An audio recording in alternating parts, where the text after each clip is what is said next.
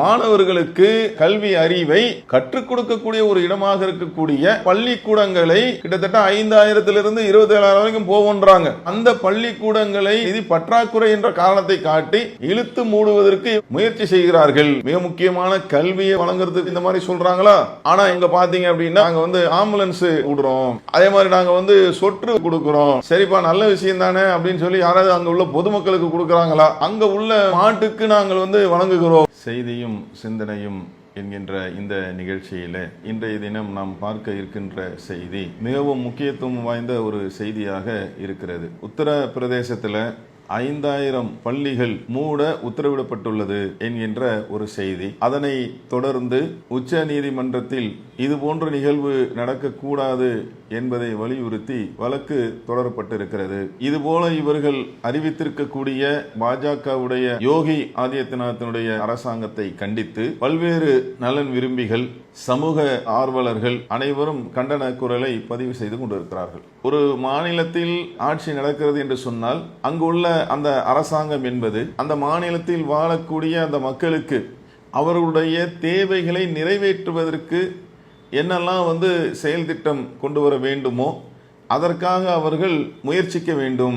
அவர்களுடைய மிக முக்கியமான முதன்மை நோக்கமாக அது அமைந்திருக்க வேண்டும் என்றுதான் பொதுமக்களாக இருக்கக்கூடிய எந்த மாநிலத்தை சேர்ந்தவர்களாக இருந்தாலும் நாம் அனைவரும் அதைத்தான் நாம விரும்புவோம். இதுல மிக முக்கியமாக நீங்க பார்த்தீங்க அப்படின்னு சொன்னா கல்வி என்பது மிக பிரதானமான ஒன்றாக இருக்கிறது. அப்ப இந்த கல்வியை முதன்மையாக வழங்குவதற்குத்தான் அந்த மாநில அரசாங்கம் முயற்சி செய்ய வேண்டும். ஆனால் இதற்கு மாற்றமாக என்ன செய்யறாங்க அப்படின்னா நிதி பற்றாக்குறையின் காரணமாக 5000 பள்ளிகளை மூட உத்தரவிடப்பட்டு இருக்கிறது உத்தரப்பிரதேசத்துல. இன்னும் சமூக ஆர்வலர்கள்லாம் என்ன சொல்றாங்க அப்படின்னா 5000 என்பது இப்போது வெளியாக இருக்கக்கூடிய தகவலாக இருக்கிறது. ஆனால் இன்னும் அது கூடுவதற்கு வாய்ப்பு இருக்கிறது, கிட்டத்தட்ட 27,000 வரைக்கும் போவதற்கு வாய்ப்பு இருக்கிறது என்று ஒரு அனுமானம் செய்கிறார்கள். அப்ப இதுல என்ன அப்படின்னா மாணவர்களுக்கு மிக முக்கியமாக வழங்கக்கூடிய அந்த கல்வி, அதுக்கு தானங்க அரசாங்கம், அதுக்கு தானே நிர்வாகம், எல்லாம் அதுக்கு தானே அந்த மாநிலத்தில் உள்ள மக்களுக்கு அவர்களுக்கு அவருடைய தேவையை நிறைவேற்றுவதற்குத்தான் அதுக்கு தான் அரசாங்கம், அதுக்கு தானே ஓட்டுகளை செலுத்தி அவங்க தேர்ந்தெடுக்கிறாங்க. கல்வி என்பது மிக முக்கியமான ஒன்று. அதுல கை வைக்கும் விதமாக பொருளாதார நெருக்கடி, நிதி பற்றாக்குறை என்றெல்லாம் சொல்லி பிள்ளைகள் படிக்கக்கூடிய எதிர்கால மாணவர்களை உருவாக்க வேண்டிய அந்த பள்ளிக்கூடங்களை கை வைக்கிறார்கள். அதை இழுத்து மூடுவதற்கு இவர்கள் திட்டமிடுகிறார்கள். அது மாதிரி நடக்கக்கூடாது என்றுதான் கல்வியுடைய அந்த அருமை தெரிந்தவர்கள், அந்த மாணவர்களுடைய நலம் விரும்பிகள் உச்ச நீதிமன்றத்தில் அணுகி இது போன்று நடக்கக்கூடாது அந்த வழக்கை தொடர்றாங்க. இப்ப நீங்க உத்தரப்பிரதேசத்தை எடுத்து பார்த்தீங்க அப்படின்னா நிதி பற்றாக்குறை அப்படின்னு சொல்றாங்கல்ல, பொருளாதார நிறைவாக இருந்து இந்த மாநிலத்தில் வாழக்கூடிய மக்களுக்கு அனைத்து தேவைகளையும் பூர்த்தி செய்துவிட்டு மிக முக்கியமாக பிரதானமாக இருக்கக்கூடிய கல்வி அறிவை அந்த பள்ளிக்கூடங்களை நல்ல விதமாக நடத்திவிட்டு மற்றதை செஞ்சாங்கன்னா நமக்கு மாற்று கருத்து இல்லை. ஆனா இவங்க நிதி பற்றாக்குறையின் காரணமாக நாங்கள் 5000 பள்ளிகளை நாங்கள் மூட உத்தரவிடப்பட்டிருக்கிறது அப்படின்னு சொல்றாங்கல்ல. அப்ப நிறைய கேள்விகள் பொதுமக்கள் கேள்வி எழுப்புறாங்க. என்னெல்லாம் அங்க வீணான செலவுகள் நடக்கிறது அப்படின்னு பார்க்கும்போது பெயர் மாற்றம் இருக்குல்ல, அந்த பெயர் மாற்றங்களுக்கு ஏராளமான பொருளாதாரம் செலவிடப்படுகிறது. ஒரு தெருவுக்கு ஒரு பேர் இருக்குங்க, அந்த மாநிலத்துள்ள மாவட்டத்துக்கு ஒரு பேர் இருக்கும், அந்த பேரை போய் மாற்றுவது அதுக்கு ஏராளமான கோடிக்கணக்கான செலவுகள் ஆகிறது. அகலாபாத் என்று சொல்லக்கூடிய ஒரு பகுதி இருந்துச்சு, அதை பிராக்கியராஜ் அந்த பேரை மாற்றினார்கள். அப்ப பொதுமக்களுக்கு வெகுஜன மக்களுக்கு ஒரு கேள்வி வருது இல்ல, என்னப்பா நீங்க பள்ளிக்கூடத்துல படிக்கிறதுக்கு மாணவர்கள் படிப்பதற்கு நிதி பற்றாக்குறை இல்லை என்று சொல்லி 5000 ஸ்கூலை இழுத்து மூடுறதுக்கு முயற்சி பண்றீங்க, இதுக்கு நிதி இல்லைன்னு சொல்றீங்க, பொருளாதாரம் இல்லைன்னு சொல்றீங்க, ஆனா தேவையில்லாத வேலையை பார்த்து கொண்டு இருக்கிறீர்களே. அகலாபாத்தா இருந்தா அதை பிராக்கியராஜ் என்று மாற்றதுனால மக்களுக்கு என்ன பயனடைந்து விட்டார்கள்? வீணான செலவுகளை தேவையற்ற காரியங்களை செய்யும் போது மக்கள் விரும்ப மாட்டாங்கல்ல. நம்ம பிரதமர் அங்க ஜோடோ யாத்திரை அப்படின்னு சொல்லி ஒரு யாத்திரையை நடத்தினாங்க. அப்ப அதற்கும் அந்த மாநிலத்தில் இருக்கக்கூடிய மத்தியில் இருந்து சில தொகை, சில கோடிகள் அதற்காக செலவிடப்பட்டது.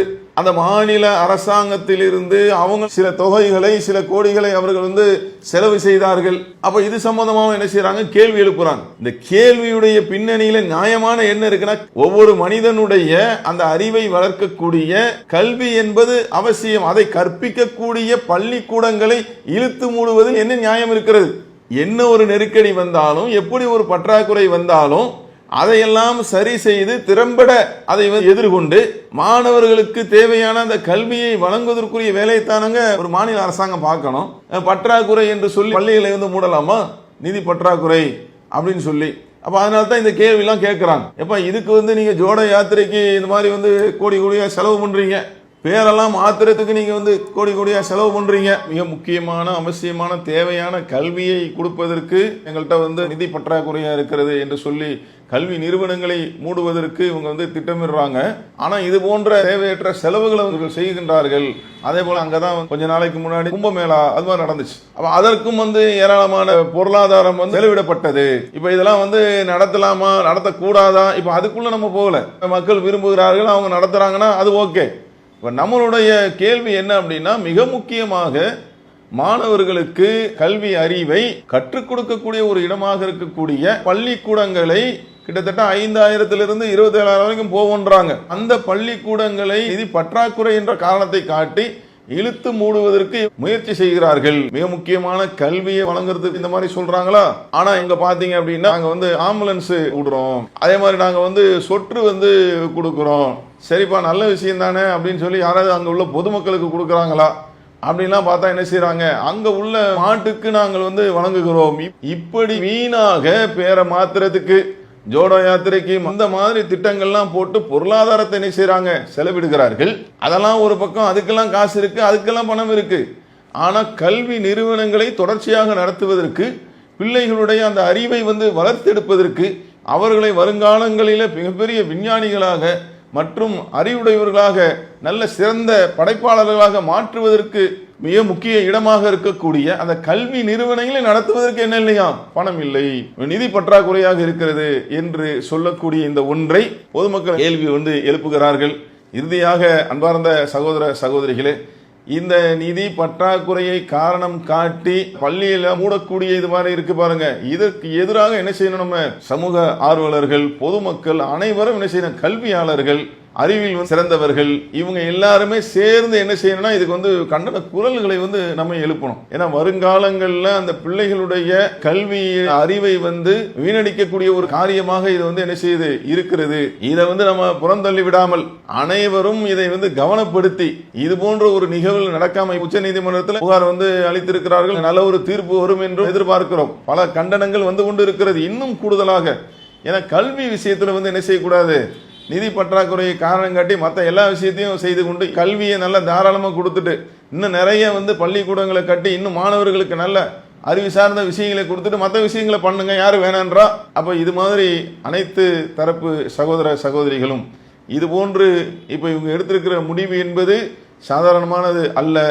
வருங்கால மாணவர்களுடைய அந்த நலனை பாதிக்கக்கூடிய ஒன்று. இதை புரிந்து நாம் அனைவரும் ஒருமித்த குரலில இதற்குரிய கண்டனங்களை தெரிவிக்கக்கூடியவர்களாக இருக்க வேண்டும் என்று சொல்லி இந்த நிகழ்ச்சியை நிறைவு செய்கிறோம். அஸ்ஸலாமு அலைக்கும் வரஹ்மத்துல்லாஹி வபரகாத்துஹு. அல்லாஹு அக்பர், அல்லாஹு